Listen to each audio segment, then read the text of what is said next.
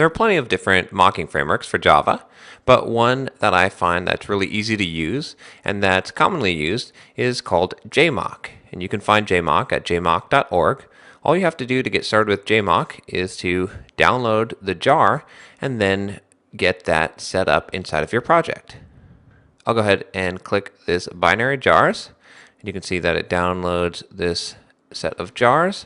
And if we expand this, you'll find in here a bunch of jars that are used by Jmock, and you'll notice these Hamcrest libraries again because these are used for some of the matching conditions inside of Jmock.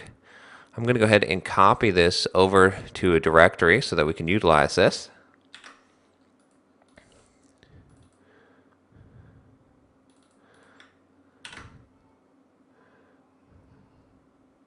And now we'll want to add Jmock to our project so that we can create some mocks.